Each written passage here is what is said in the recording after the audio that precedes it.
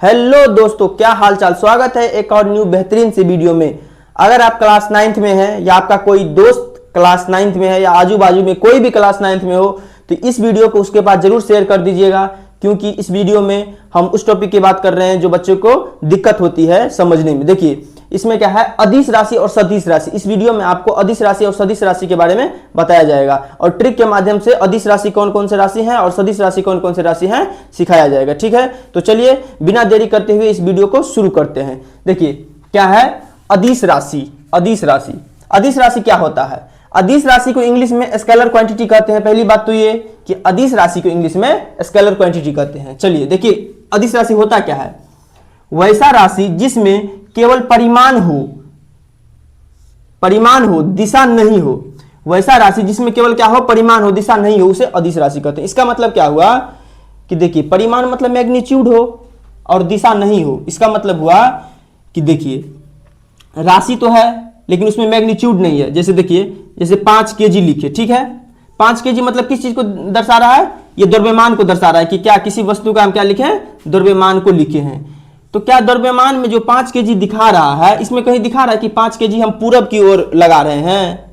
5 kg द्रव्यमान हम पूरब की ओर लेके जा रहे हैं, ऐसा कुछ दिखा रहा है? नहीं। या पश्चिम की ओर लेके जा रहे हैं, इसमें दिशा दिखा रहा है? बिल्कुल नहीं दिखा रहा है। जैसे देखिए किसी व्यक्ति को मान के चलिए बुखार है, 100 डिग्री बुखार है। चलिए किसी वस्तु को किसी व्यक्ति को 100 डिग्री बुखार है, तो क्या इसमें दिखाता है कि बुखार पूरब की ओर है या बुखार पश्चिम की ओर है? बिल्कुल नहीं दिखाता है। यानी तापमान जो है क्या हुआ, अदिश राशि। द्रव्यमान जो है क्या हुआ, अदिश राशि।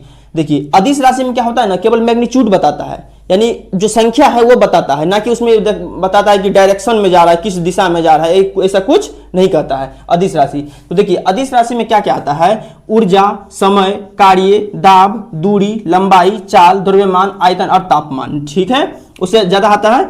देखिए इसका ट्रिक क्या है, ये इतना जो है आपको जो इतना देख रहे हैं आप, ये बहुत ज्यादा यूज होता है फिजिक्स में। ठीक है, तो देखिए इसका ट्रिक क्या है, इसको याद रखने का, अदिश राशि को याद रखने का ये ट्रिक है कि उसका दाल चांद से आता है। ये बहुत भयंकर ट्रिक है, उसका दाल चांद से आता है। देखिए इसमें क्या है कि ऊ से ऊर्जा, स से समय, का से कार्य। ठीक है, उसके बाद देखिए ये दाल में दा से दाब और दूरी दोनों आ गया। उसके बाद ल से लंबाई, यानी आप इतना याद रख लीजिए। उसके बाद देखिए चांद से चा से चाल और द से द्रव्यमान। ठीक है, उसके बाद आता में आ से आयतन और ता से तापमान।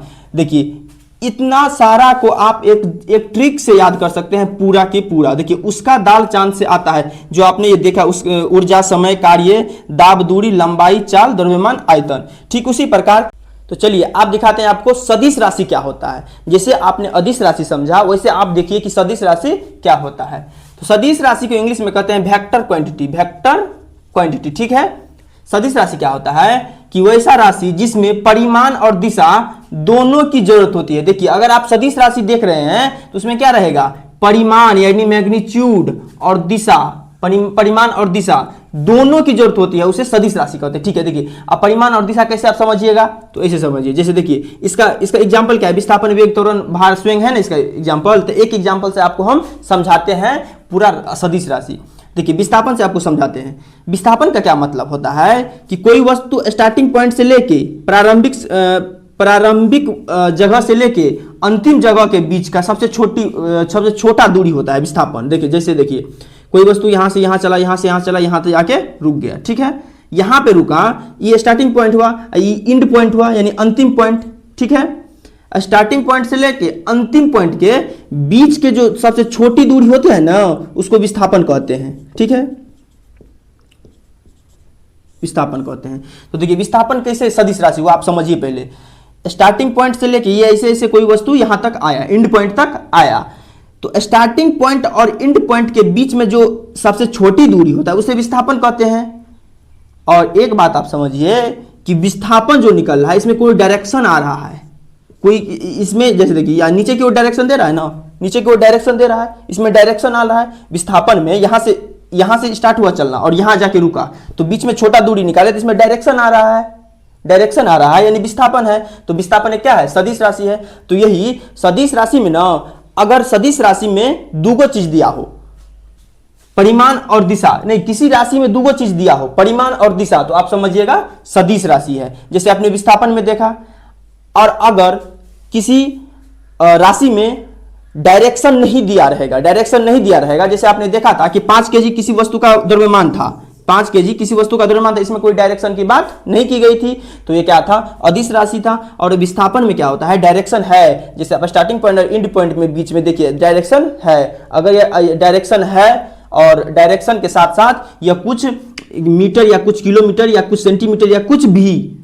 दूरी तय किया होगा, उसमें क्या होगा कि जैसे 1 किलोमीटर मान के चलते हैं, यहां से यहां 1 किलोमीटर गया, ठीक है, 1 किलोमीटर गया, 1 किलोमीटर गया, तो ये 1 किलोमीटर क्या हुआ, मैग्नीट्यूड हुआ।